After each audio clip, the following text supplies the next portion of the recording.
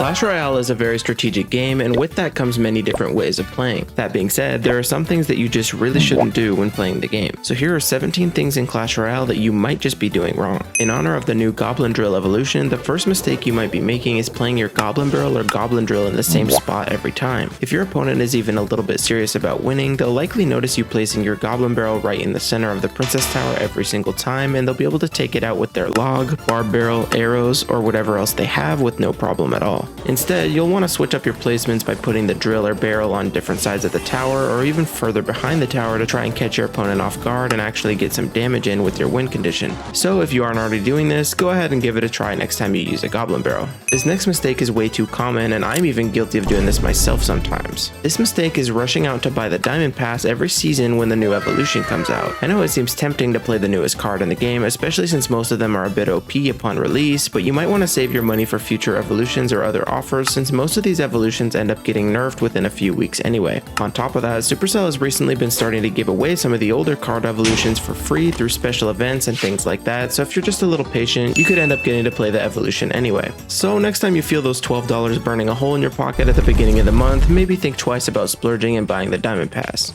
This next one's for you Expo and Mortar players out there. It's very common to see players playing their Expo or Mortar in the center of the arena on their side of the river, but this is usually not a good idea. Most of the time when you do this, you're just giving your opponent even more space to play cards in where they can tank for your Mortar or Expo. Instead of playing your Siege card in the middle, try playing it to one side or the other, one tile back from the river to give yourself some breathing room to defend your Siege card and hopefully prevent the opponent from defending it. One exception to this rule is if your opponent is playing some type of tank card like a Giant or Golem, it can sometimes make sense to go ahead and place your Mortar in the middle to pull the tank and also get a shot or two on the opponent's tower at the same time. Keep in mind though, this only applies to the Mortar since it has a dead zone, so don't go trying this with your Expo. This next mistake is simply playing Mega Knight. I know it may seem tempting and all your friends might be frothing at the mouth saying it's the way to go, but just trust me, it's not as good as you think it is. The next mistake is not pairing your deck to the tower troop you're using. I've personally won more games than I can count just because my opponent decided to use the Cannoneer as their tower troop, but also decided to not include any splash cards of any kind in their deck.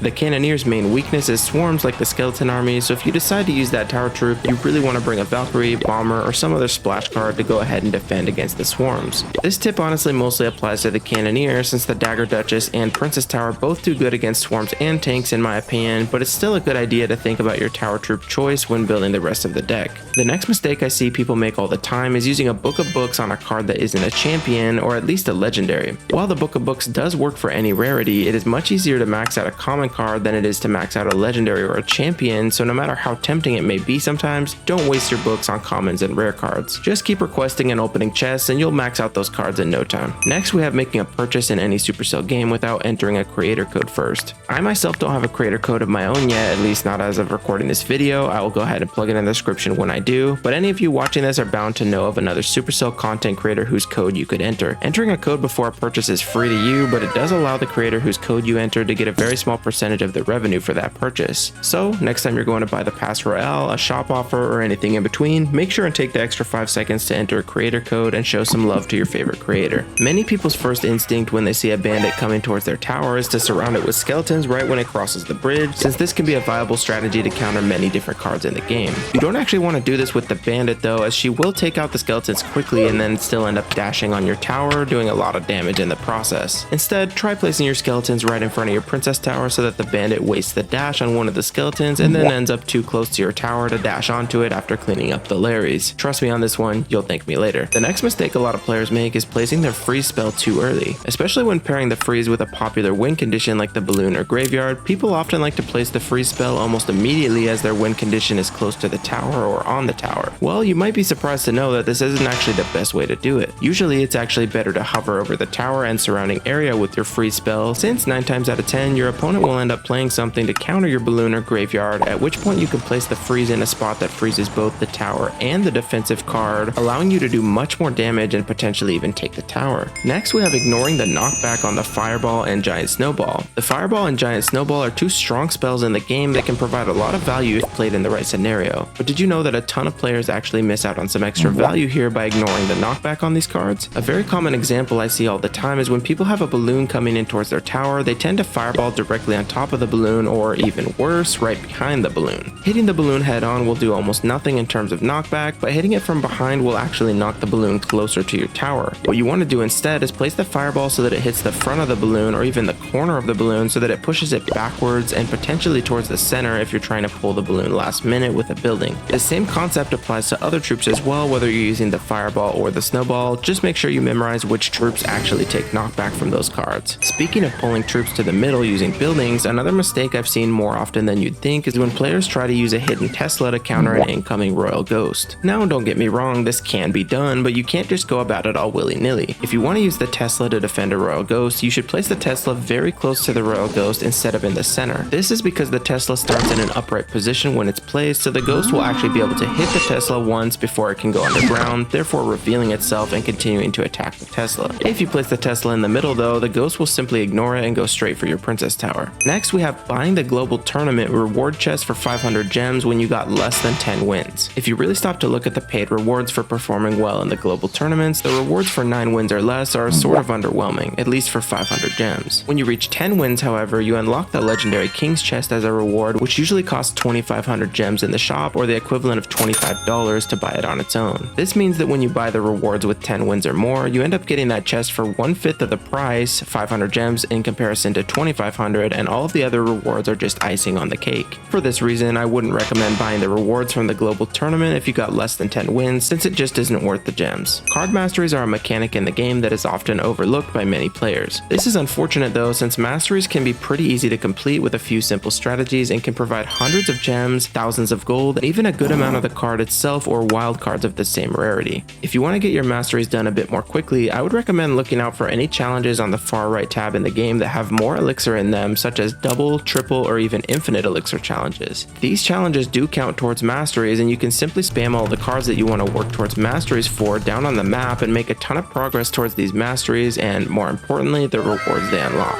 The next mistake is making your deck too expensive, and let me explain why. Having an expensive deck hasn't necessarily always been a bad thing in Clash Royale, but ever since the introduction of evolutions to the game, you want to make sure you're keeping your deck cheap by switching in more low-cost alternatives into your deck. This is because you need a faster cycle to get back to your evolutions more often during matches, increasing the chance that you'll win games. Now, I'm not saying to go ahead and delete your deck and just use all spirits so that your deck is ultra cheap, but maybe just switch out a couple of cards in your favorite decks for cheaper alternatives to help speed up that cycle. This next mistake has probably lost you a lot of time over the years. As obvious as it sounds, many players don't know that you can actually hold down on that donate button in your clan's chat to donate as many troops as you're allowed to a given player. This is much quicker than just tapping on the button over and over, and Supercell even allows you to use multiple fingers, so you can hold down one finger on each donation button on your screen to nearly instantly fill up all the requests at once. Using this tip is a great way to save a little bit of time and help out your clanmates even more efficiently. The next mistake is not using the edge of the tornado's radius when using the card. For those who don't know, the tornado pulls harder and faster on cards that are further from its center when the spell goes off. This is why people are able to time their tornado perfectly to drag a Hog Rider all the way from the edge of the Princess Tower to their King Tower.